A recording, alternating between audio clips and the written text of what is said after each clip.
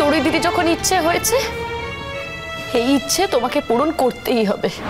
আমার দরকার নেই গায়ক হওয়ার, আমার আর কিচ্ছু দরকার নেই ফুলচুরি। আমি যেমন ছিলাম আবার তেমন থাকবো। আমি ছেড়ে দেবো এই বাড়ির কাজ, আমি অন্য কাজ খুঁজে নেব। এখন তোমার এসব কথা শুনবে কে? শুনবে কি চড়ুই দিদি? শুনবে না।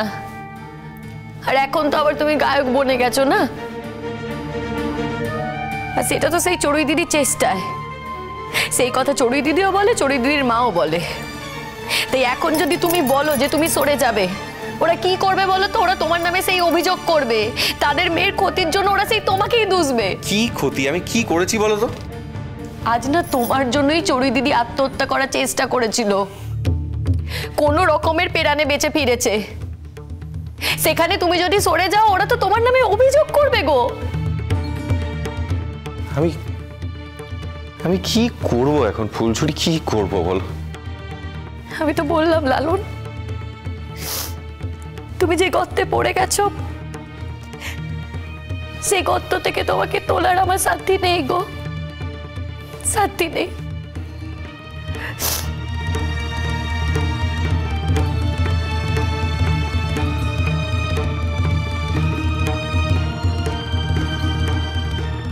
ফুলঝুরি, এরম ভাবে তুমি চলে যেও না আমাকে ছেড়ে। আমি বড্ড একা হয়ে যাব ফুলঝুরি। কিছু একটা করে, কোনো একটা বুদ্ধি করে আমাকে এর মধ্যে থেকে বেরোতে হবে। কিন্তু তুমি যদি চলে যাও তাহলে আমার জীবনটা পুরো হারিয়ে যাবে। কেন? আমি তোমার কে যে আমি চলে গেলে তোমার জীবনটা হারিয়ে যাবে? দেখো, আমি মুন্নিকে ভালোবেসেছিলাম, কিন্তু মুন্নি আমাকে ঠকিয়েছে। তারপর তুমি আমার জীবনে এসেছো, কিন্তু আমি ভালোবাসায় বিশ্বাস হারিয়েছি। তাই তোমাকে কোনোদিন মুখ ফুটে বলতে পারিনি যে আমি তোমাকে ভালোবাসি। তারপর একটা সময়ের পর আমি এটা বুঝেছি যে মুন্নি আর তুমি আলাদা। তোমার সঙ্গে মুন্নির কোনো তুলনাই হয় না। আমি এটাও বুঝেছি আমি তোমাকে কতটা ভালোবাসি, আর আমার ভালোবাসা আমি মুন্নির মতো একটা অপাত্রে দান করেছি।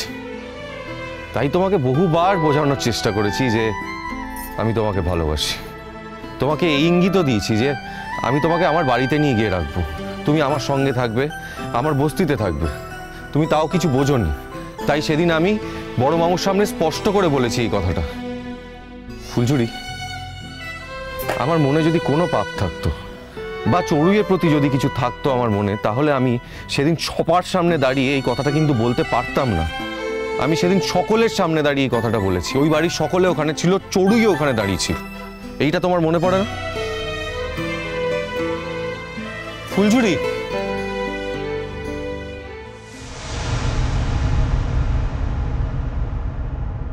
ফুলঝুরি, আরে দাঁড়াও। দেখো, আমার কথাটা তুমি শোনো। তুমি চলে যেও না ফুলঝুরি, প্লিজ তুমি চলে যেও না। তুমি আমাকে এরকম ভাবে অবিশ্বাস করো না। আরে কথাটা শোনো না আমার। আমি মানছি আমি চড়ুইকে বলেছি আমি ওর পাশে থাকবো, কিন্তু বন্ধু হয়ে। আমাকে আলাদা করে ডেকে নিয়ে গিয়ে মেজমামি মেজমামু দুজনেই বলেছে যে চড়ুইয়ের শরীরের এখন খুবই খারাপ অবস্থা। আমাকে এটা বলতে বলা হয়েছে যে আমি ওর পাশে থাকবো। আমি তাও তার সঙ্গে যোগ করে বলেছি যে আমি পাশে থাকবো, কিন্তু বন্ধু হয়ে থাকবো ফুলঝুরি।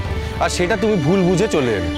আমি তো জানি তুমি আমাকে ভুল বুঝে ওই বাড়ি ছেড়ে চলে এসেছো। আমি পারবো না গো, আমি ওদের সঙ্গে পারবো না। আমি চড়ুই দিদির হাত থেকে তোমাকে বাঁচাতে পারবো না লালন, পারবো না। ফুলঝুরি দাঁড়াও। আরে আমার কি হবে এবার বলো? সেটা তুমিই দেখো। আরে এই কথাটা তুমি বলতে পারলে? তো কি বলবো বলো তো? আজকে যখন মানিকের সঙ্গে আমার বিয়ে হওয়ার কথা ছিল, তুমি কিছু করতে পেরেছিলে? কিচ্ছু তো করতে পারোনি। আর যদি তোমার অ্যাক্সিডেন্টটা না হতো তাহলে তো আমি বিয়েটা ভাঙতামই না। না, এখন তাহলে মানিকের বউ হয়ে আমি ঘুরে বেড়াতাম। ফুলঝুরি, তখন আমার কি ক্ষমতা ছিল বলো তো যে তোমাকে গিয়ে বলবো বিয়েটা ভেঙে দাও? হ্যাঁ, তখন আমি তোমাকে বলতে পারতাম যে আমি তোমাকে বিয়েটা করতে চাই, কিন্তু তুমি বলো আমাকে, আমি তোমাকে আমার হাবে ভাবে বোঝাইনি যে এই বিয়েটা আমার পছন্দ না? তুমি যখন মানিকের সঙ্গে কথা বলতে আমার কতটা রাগ হতো তুমি বোঝনি? হ্যাঁ, আমার দিকে তাকিয়ে বলো, বোঝনি? হাত ছাড়ো, এটা রাস্তা। হ্যাঁ, তো আমাদের জীবনটা তো রাস্তাতেই নেমে এসেছে। আমাদের না আছে ঘর, না আছে বাড়ি, আমাদের নিজেদের কথা বলার একটা কোনো জায়গা নেই। কাজেই রাস্তাই সই। ফুলঝুরি, আজকে আমি তোমাকে ছেড়ে খালি হাতে বাড়ি ফিরতে পারবো না, অসম্ভব আমার পক্ষে। আমার জীবনে এত বড় একটা বিপদ হয়েছে, তুমি তখন আমাকে ছেড়ে চলে যাবে? কি করব আমি? কি করার আছে? আমার আর কিচ্ছু করার নেই গো। ওই মেয়ে তোমার ঘরে চাপলো বলে, বড় লোকের ঘরের মেয়ে, আদরের দুলালি, ওদের তার শরীরে রোগ হয় না গো, ওদের মনের রোগ হয়। আর ওদের মনের রোগের জন্য না ওরা সব কিছু করতে পারে গো, সব কিছু করতে পারে। আজকে তোর বাপ মা তোমার সাথে বিয়ে ঠিক করলো বলে, আর তুমি যদি বিয়েতে রাজি না হও, তোমার ক্ষতি করবে, তোমার ঠিক ক্ষতি করবে গো। আমি তোমাকে বলে রাখছি, আর কোনো রাস্তা নেই তোমার বাঁচার। তাই বলে আমি যাকে ভালোবাসি না তার সঙ্গে থাকবো, দিনের পর দিন তার সঙ্গে কাটাবো? কেন বলো আমাকে? সে খালি বড় লোকের মেয়ে বলে, তার খেয়াল হয়েছে বলে? তুমি কিচ্ছু করতে পারবে না লালন, কিচ্ছু করতে পারবে না।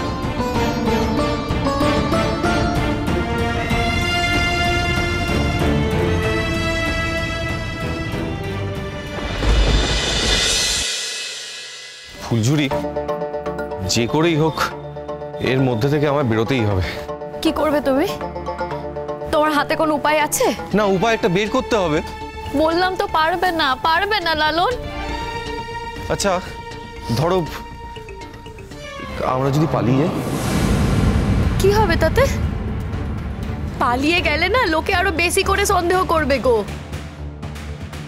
তোমাকে জোর করে বিয়ের আসরে বসাবে। আরে বড় লোকের মেয়ে, ও যদি আকাশের চাঁদ চায় না, ও আকাশের চাঁদও পেয়ে যাবে গো।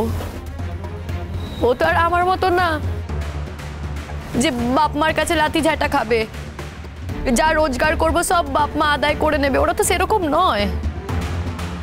তাহলে আমি কি এর থেকে বাঁচতে পারবো না? আমি জানি না গো, আমি সত্যি জানি না, কোনো উপায় তো আমি দেখতে পাচ্ছি না। ফুলঝুরি, আমার এত বড় বিপদে তুমি আমাকে ছেড়ে চলে যাও না, তুমি আমার পাশে থাকো। আমি কাল থেকে ওই বাড়িতে আর কাজ করতে আসবো না। তাতে কি হবে? কি হবে তাতে? মেজো মামা মেজো মামি তোমাদের বস্তিতে যাবে, তোমার বাপ মার সাথে কথা বলবে, দরকার হলে না ওরা থানা পুলিশ করবে। বললাম তো, তুমি কিছু করতে পারবে না লালন, কিচ্ছু করতে পারবে না। তাহলে কি হবে আমার? তোমার কি হবে সেটা তুমিই জানো, আমি কি করে বলবো বলো তোমার কি হবে? আমার সত্যি কিছু জানা নেই গো, জানা নেই। ফুলঝুরি, দেখো তোমার ফিরে যাওয়াটা কিন্তু তোমার হাতে। ফিরে চলো ফুলঝুরি। ফুলঝুরি, তুমি থাকলে আমি সাহস পাই, আমি ভরসা পাই। তুমি প্লিজ ফিরে চলো। আজকে যদি ওই বাড়িতে কেউ সত্যি আমাকে জোর করে, তখন তুমি বলবে না তোমার আর আমার সম্পর্ক, আমি তোমাকে ভালোবাসি, আমাদের বিয়ে হবে, তুমি বলবে না ফুলঝুরি? কে শুনবে আমার কথা? গরিবের কথা কেউ শোনে না লালন। আজকে আমার কথা না চড়ুই দিদির কথা তোরে ভেসে যাবে গো। কে বলেছে ভেসে যাবে? তবু তুমি বলবে। আজকে যে কেউ আমাকে নিয়ে চলে যেতে পারে। হ্যাঁ, আমার ওপর তোমার কোনো অধিকার নেই ফুলঝুরি।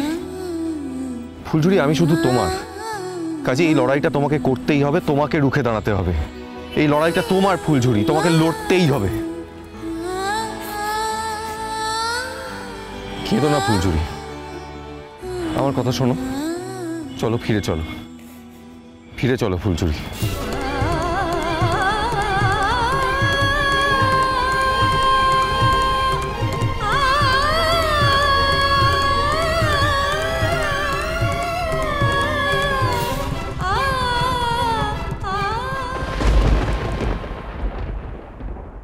আমরা এখানে এসেছি বলতে পারেন আমার মেয়ের স্বার্থে, তাই